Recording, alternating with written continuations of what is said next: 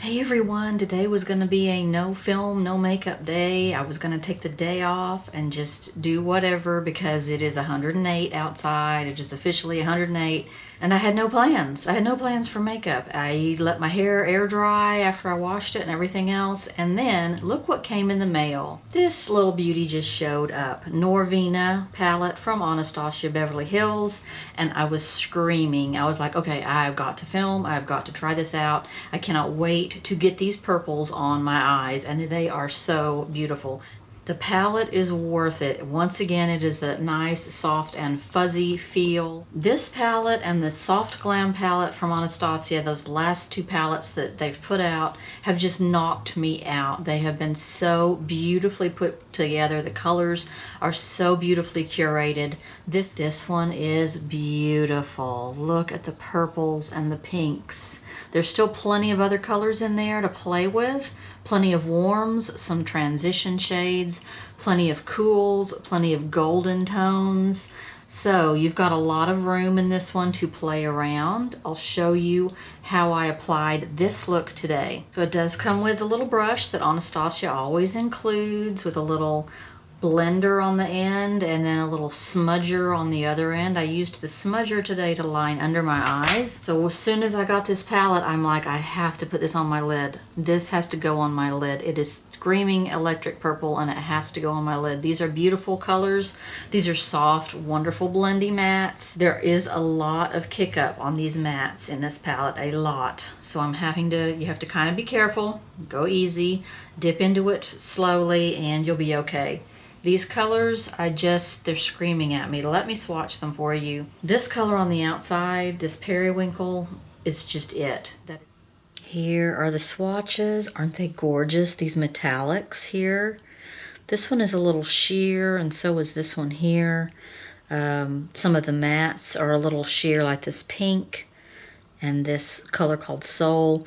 This color here is a base color for you to put on your lid and then place the other colors on top of it. And here is how I applied this look today. Okay, I'm so excited about this. I'm gonna start out with this color called Incense in my transition. I am gonna put this color called Love as well. So I don't know if that's going to be too pink. So I'm going to start off with the Incense color though. Okay, perfect transition color, perfection right here.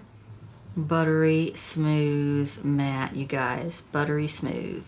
You guys, it is officially 108 degrees here today, which means there are probably areas that are a lot higher than that.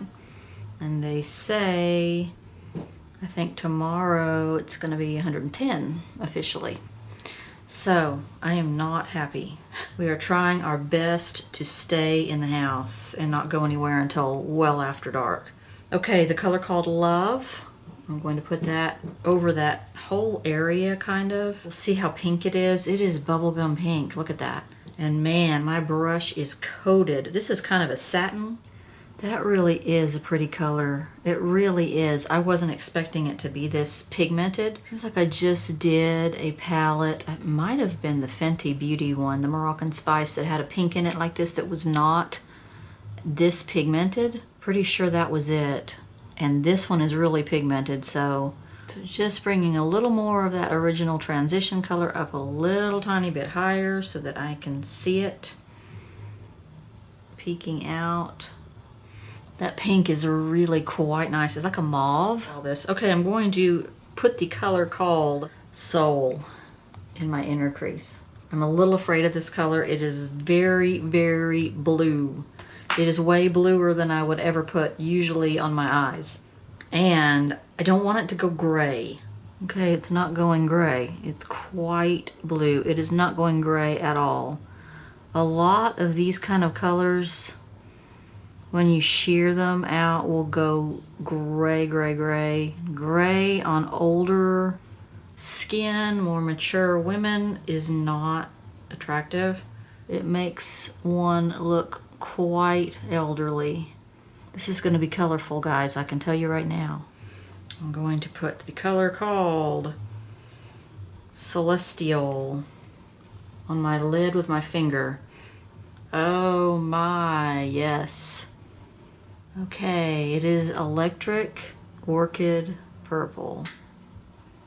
I have to think that I was more excited to get this palette than any palette so far this year. Now I'm going to put the color called Passion in the outer corner. Doesn't seem to be applying very well. Not as dark as I had thought it was going to be. Now I'm going to put some of the color called Drama out there as well. Boy, this palette is very dusty. There's a lot of product coming off of it and getting everywhere. I'm going to sweep a little of this rose gold in the area between my dark outer corner and my lid color.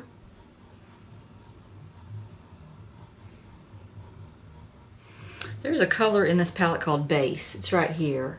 I almost think that they really actually mean base. They actually mean to put that you should put that color all over your lid and then put the other colors on top of it.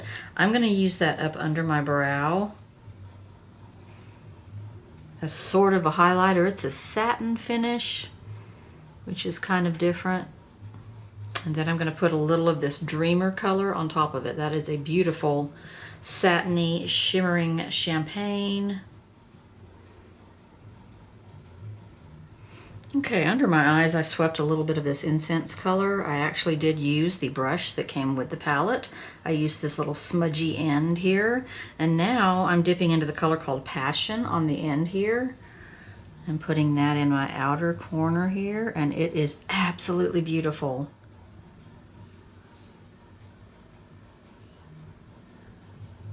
But man, under the eye, it's beautiful. It is just a smoky burgundy.